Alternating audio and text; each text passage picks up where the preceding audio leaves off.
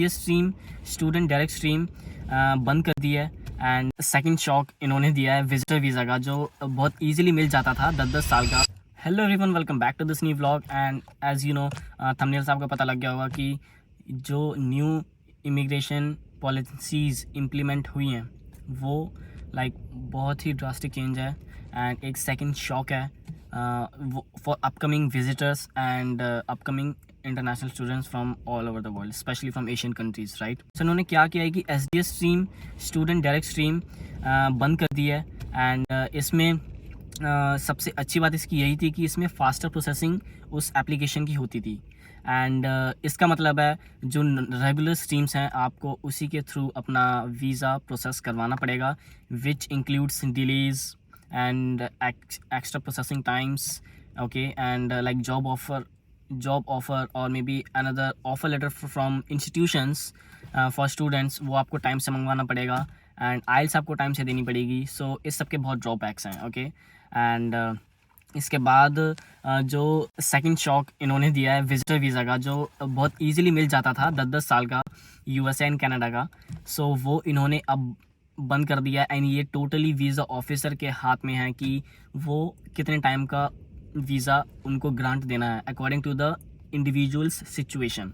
So for instance अगर कोई बंदा बिजनेस मीटिंग के लिए आ रहा है एंड उसकी फ़र्स्ट टाइम मीटिंग है यहाँ पे which is in Canada, right, so उसको 1 टाइम का वीज़ा एंट्री मिलेगी and if that business has multiple things going on in this country, उसके ऊपर वीज़ा ऑफिसर डिसाइड करके उसको मल्टीपल एंट्रीज़ का वीज़ा दे सकता है up to a certain amount. For instance 2 entries, 3 entries, 5 entries, okay. And अगर मोर फ्रीक्वेंट ये होता है बिजनेस पर्पजेज़ के लिए, सो वो तो ऑफकोर्स 1 साल का भी दे सकते हैं, 2 साल का भी या 10 साल का भी दे सकते हैं। So it's totally up to visa officer now, चाहे ये विजिटर वीज़ा के लिए हो या बिज़नेस के लिए। सो विजिटर वीज़ा भी यहाँ पे आराम से 10 साल का मिलता था एंड उसमें फ़ंड्स की रिक्वायरमेंट होती थी बट इतनी नहीं होती थी। बट इस टाइम इन्होंने क्या किया है कि हर एक इंडिविजुअल की फाइनेंशियल स्टेबिलिटी ये चेक करेंगे हर एक प्रोफाइल के अकॉर्डिंग एंड उसके अकॉर्डिंग कि अगर आप पे इतने फंड्स हैं तो आप एक एंट्री ले सकते हो, अगर आप पे एक्स्ट्रा फंड्स है तो आप इतनी एंट्रीज ले सकते हो depending upon individual situations, right. So which is very complicated and it is what it is right now. और ये जो SDS स्ट्रीम हटी है जिसमें एशियन कंट्रीज़ के नाम हैं which includes India, China, Philippines, Brazil, Philippines is already done, okay. So इन सब में एक बहुत मेजर रोल ये रहेगा कि ज़्यादातर बंदे इंडिया से आ रहे थे एंड जो भी पॉलिटिकल इशू चल रहा है इंडिया एंड कनाडा के बीच में एंड जो भी ब्रैम्पटन में भी हुआ, राइट, जो हिंदू तो टेम्पल पे प्रोटेस्ट नहीं, वायलेंस जो हुआ था, सो उसकी वजह से ये एक मूव देख पा रहे हैं हम, ओके। सो ये सब हमें देखना है एंड अपने आप को कैसे इस कंट्री में सेफ़ रखना है एंड लीगली अपने आप को यहाँ पे सेट करना है, वो अब सबके अपने अपने हाथ में है, ओके। सो अपना बहुत ध्यान रखिए एंड यहाँ पे जो चीज़ें इतनी जल्दी चेंज हो रही हैं गवर्नमेंट के थ्रू एंड जो इतने सारे पाथवेज़ वर्क परमिट के लिए, स्टूडेंट परमिट के लिए एंड परमानेंट रेजिडेंसी के लिए जो खुल गए थे वो सब एक झटके में बंद हो गए हैं। सो यहाँ पर बात कर लेते हैं USA इलेक्शंस की भी।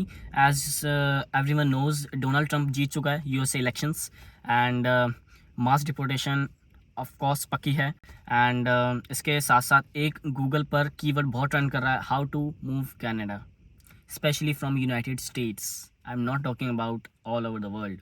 Searches for terms like how to move to Canada have spiked by more than 5,000% since Donald Trump's election victory. That's according to Google. Americans expressed the same intention back in 2016 when Trump won the first time. Sandy, there was a spike in people from the United States looking for work in Canada before election night was even over, and many more apparently woke up the next morning energized to escape Trump's America. A Toronto realtor says she's been fielding desperate requests from people all over the U.S. The thing that was different this time, it wasn't just the questions, it was, legitimate fear and sense of urgency in the phone calls, which I wasn't expecting at all. Last time, it appears at least some were serious. Stats from Immigration, Refugees and Citizenship Canada do show an uptick in Americans applying for permanent residency during 2017, the year Trump was inaugurated.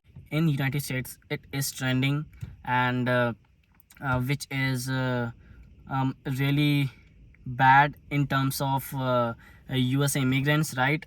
एक तरफ से वो यहाँ से वहाँ गए, अब वहाँ से वो दोबारा यहाँ आ रहे हैं, तो लाइक ये बैक एंड फोर्थ चलता रहेगा. आई डोंट नो कब तक चलेगा, बट ये चलता रहेगा एंड देखते हैं. सो यही है, एंड यही मुझे अपडेट देना था. Thank you so much for watching this vlog, and I'll see you in the next one with another interesting topic. Bye bye, take care.